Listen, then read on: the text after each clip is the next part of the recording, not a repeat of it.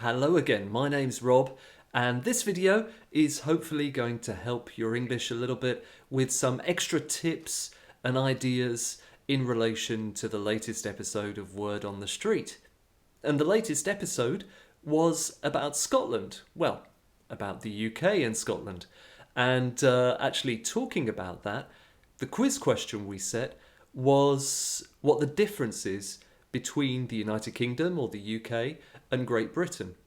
You probably saw and understood in the episode that the difference is basically Great Britain is the island of England, Scotland and Wales, and the United Kingdom is that island, so Great Britain, plus Northern Ireland. So you have the 4 countries within the United Kingdom and 3 countries within Great Britain. The main focus of this, I would say, was Scotland because, of course, Ashley and Stephen went to Loch Ness to look for the monster, the famous or infamous monster that is supposed to live there.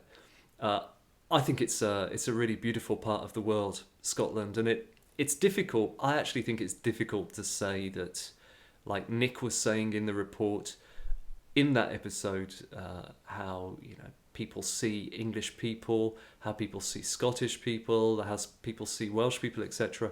I think it's difficult to say anything too general like that. If you have 5 people in a room, you have 5 people.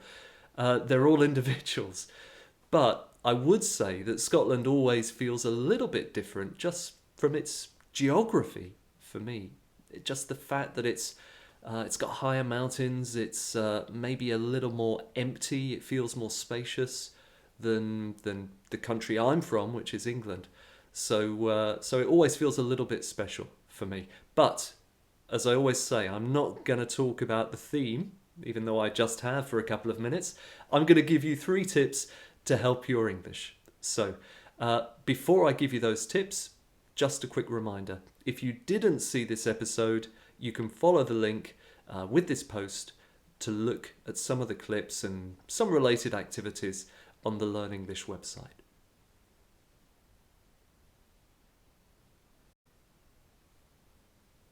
The first expression I'm going to talk about is something Stephen said when actually he was looking to buy some socks. He said, "My feet are killing me. My feet are killing me." You can also say, "My legs are killing me," or "My back's killing me." Of course, it doesn't literally mean killing me. It means that they are painful or they hurt. And often it's connected to doing some kind of activity that maybe you don't want to do because it's hurting.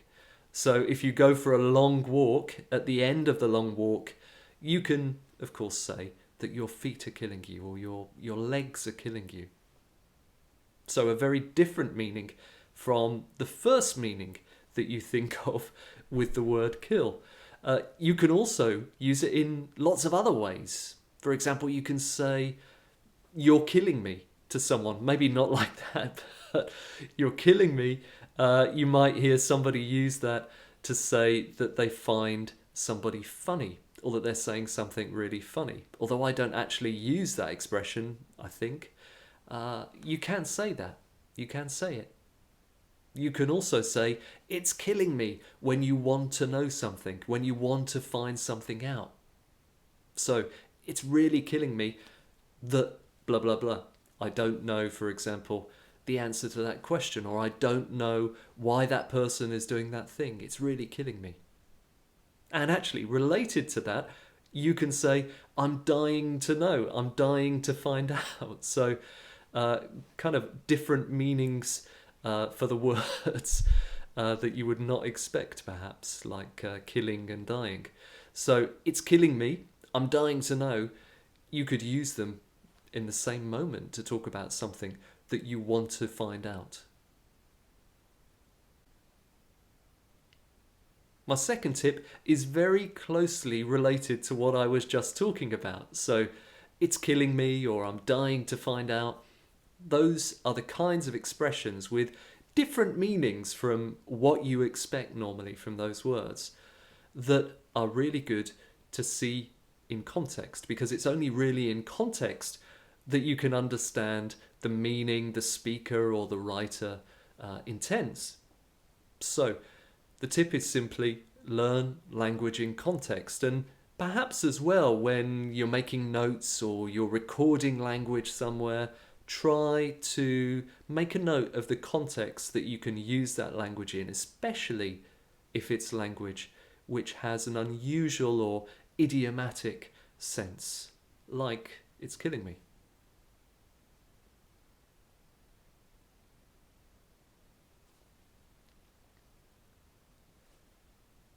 The third bit of language I'm going to highlight is actually two expressions. It's an interaction that Stephen and Ashley had in the latest episode, and you probably remember the moment when Stephen walks into the shop wearing a kilt.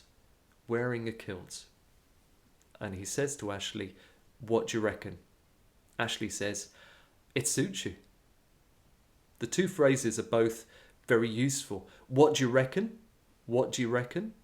is similar to "what do you think?" or "what's your opinion on something?" So "what do you reckon?" Give me your opinion on this.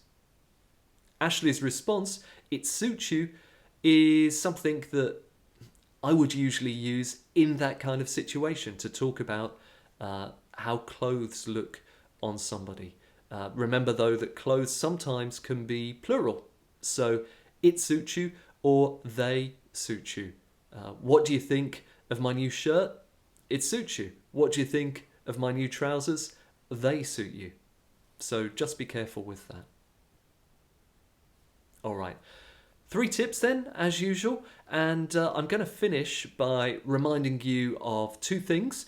Firstly, to check out the link to the Learn English website to get more practice on language from this episode. And secondly, to think of any questions you have about English. Leave them in the comments box here, or look out for the promotion for the Q&A that I'll do with you on Facebook coming up soon at the end of this series. I'll look forward to finding your questions and hopefully being able to answer most of them. But for now, I'll finish here. Don't forget to watch the next episode of Word on the Street and come back here where I'll have another little video for you with a few hints and tips.